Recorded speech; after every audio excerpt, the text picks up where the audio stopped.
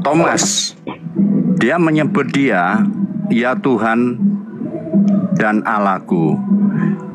Kalau andai kata Yesus, dia bukan Tuhan, dia pasti menolak. Oi, kamu jangan sebut saya Tuhan. Apalagi dia adalah orang yang kudus. Dia pasti akan menolak bahasa-bahasa itu. Contoh misalnya begini, Pak Oteng ya. Pak Oteng nyebut saya Tuhan. Oi, Pak Hop, Anda adalah Tuhan. Karena saya merasa bukan Tuhan. Loh Pak Oteng, Anda jangan nyebut saya sebagai Tuhan. Saya bukan Tuhan, saya manusia biasa seperti Anda. Pasti kan begitu. Tapi buktinya di dalam kitab tersebut, ayat tersebut, Yesus Kristus tidak pernah menolak. Artinya bahwa dia adalah Tuhan, Pak. Demikian Pak Oteng. Gini Pak, ucapan Simon itu pada ya Allah ya Tuhanku itu tidak ada bedanya dengan saya mengucapkan ketika saya kaget. Ketika seorang anak kecil ditabrak dan tidak apa-apa, saya bilang ya Allah ya Tuhanku, kau selamat. Itu ucapan saya Pak. Apakah anak itu Tuhan dan Allah yang saya ucapkan pada anak itu? Kan tidak. Ucapan kaget.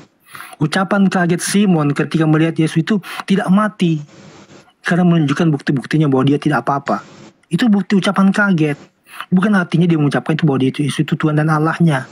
Sama juga ketika saya melihat anak kecil itu ditabrak kendaraan, tidak apa-apa dan dia bangkit lari. Lalu saya tanya, ya Allah ya Tuhanku, kau selamat. Apakah anak itu Tuhan dan Allah saya? Kan tidak Pak. Jadi saya hanya minta kepada Bapak perspektif Yesus Pak.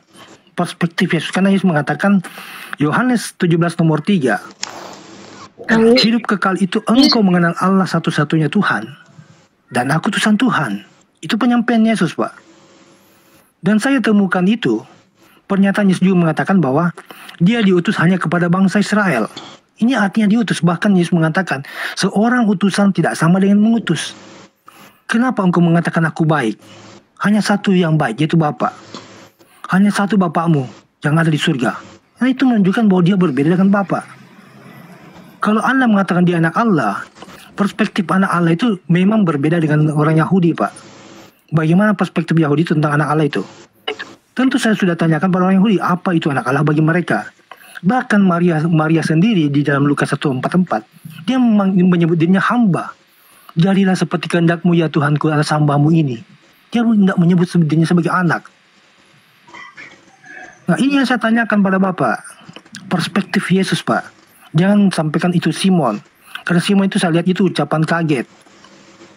Sama dengan saya bilang tadi, saya kaget ketika melihat anak kecil itu ditabrak kendaraan. Dan selama saya bilang sama anak itu, ya Allah ya Tuhanku, kau selamat. Bukan anak itu Allah dan Tuhan saya Pak. Silakan Pak. Iya baik Pak. Pertanyaan yang bagus ya. Bantahan yang bagus juga. Baik Pak, saya langsung ke ayatnya aja ya. Contoh Yesus mengklaim dirinya yang setara dengan Allah. Memang Yesus tidak pernah berkata saya adalah Tuhan. Tidak pernah. Di dalam kitab suci Alkitab tidak ada kata-kata itu. Tetapi secara implisit ada kandungannya di situ Pak. Contohnya misalnya saya masuk di kitab Yohanes pasal 10 ayat 30 sampai 33. Aku dan Bapa adalah satu. Maka orang Yahudi mengerti klaim itu sebagai Yesus menyatakan dirinya setara dengan Allah. Sehingga orang Yahudi itu melempari batu. Nah, di dalam ayat 33 mereka berkata, engkau sekalipun hanya seorang manusia menyamakan dirimu dengan Allah. Itu kalimat tersembunyi. Lalu ada juga ayat yang lain, referensi yang lain. Yang tadi Thomas saya sebutkannya di kitab Yohanes pasal 20 ayat 28. Lalu di kitab Markus Pak, pasal 14 ayat 61 sampai 62. Ketika Yesus diinterogasi oleh imam besar, ia bertanya, apakah engkau Mesias, anak dari yang terpuji? Yang terpuji ini maksudnya Allah ya. Lalu Yesus menjawab, akulah dia, dan kamu akan melihat anak manusia duduk di sebelah kanan yang maha kuasa dan datang di tengah awan-awan di langit. Ada nggak nabi-nabi lain yang berkata seperti ini? Nggak ada. Manusia nggak ada, Pak. Satu pun manusia tidak ada yang berani mengatakan seperti itu. Hanya Yesus yang berani.